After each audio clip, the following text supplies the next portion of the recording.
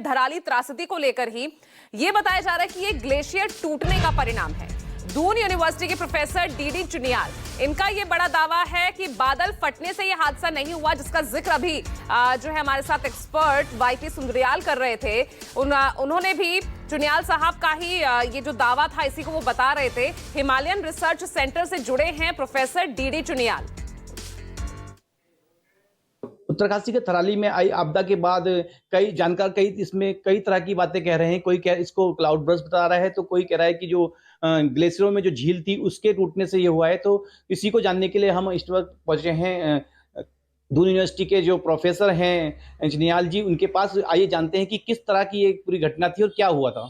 Sir, क्या हुआ था इस पूरी घटना में?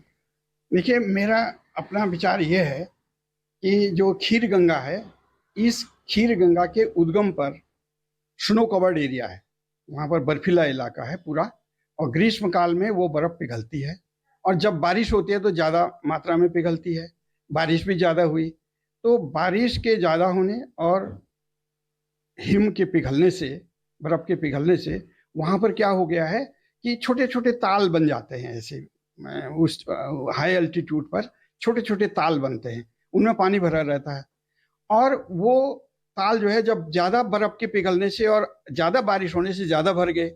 उनमें से मुझे ऐसा लगता है कि कोई छोटा मोटा ताल कोई टूटा। झील नहीं है वहाँ, कोई छोटे मोटे गड्ढे बन जाते हैं, वो ताल वो टूटते हैं क्योंकि मोरेनिक मटेरियल पर वो बसे होते हैं, मतलब लूज मटेरियल पर होते हैं, तो वो कभी भी टूट सकते हैं। तो ऐसा लगता है कि कोई एक ताल टूटा और उसने नीचे दूसरे छोटे ताल को पुश किया, और फिर बहुत अधिक मात्रा में, क्योंकि वो ग्लेशियल एरिया है, वहाँ पर बोल्डर्स हैं, पेबल्स हैं, मोरेन्स हैं, जिसको हिमानियों के द्वारा लाया गया मटेरियल है।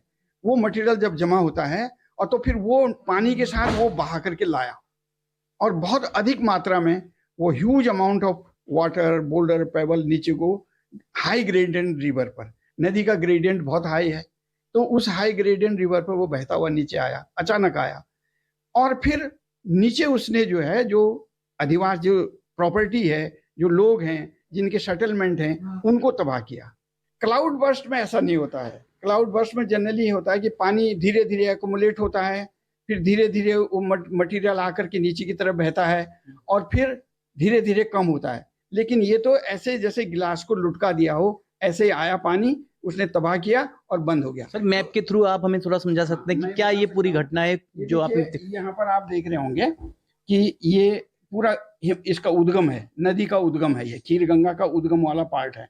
ये देखो बर्फीला पार्ट है पूरा। इस बर्फीले पार्ट में मोरेन्स हैं, तरह तरह की ग्लेशियल मोरेन्स हैं यहाँ, और यहाँ ये छोटे छोटे ताल भी काले काले, इसमें तो नहीं दिखाई दे रहा ज्यादा अच्छा, छोटे छोटे काले छोटे पॉन्ड्स में हैं, जिनको हम ताल, छोटे छोटे ताल बोलते हैं।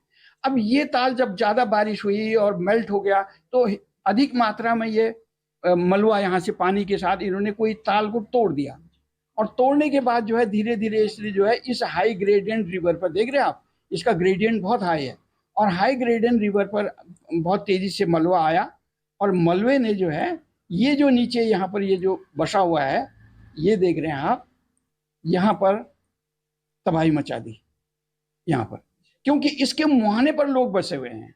नगर, हमारे गांव तो बहुत सुरक्षित जगह पर था, ओरिजिनल पुराना गांव, लेकिन जो अब नया सेटलमेंट बना है वो बिल्कुल मुहाने पर बना था, और ये इतनी फोर्स से वो मलबा आया और उसने एकदम इसको तोड़ा। ये थे हमारे साथ दून यूनिवर्सिटी के प्रोफेसर चुनियाल जी, जिनका साफ तौर पे कहना है कि धराली में जो आपदा आई है वो बादल फटना नहीं है, बल्कि वहाँ ग्लेशियर पे जो झीलें हैं उनके टूटने के कारण यह हादसा हुआ है।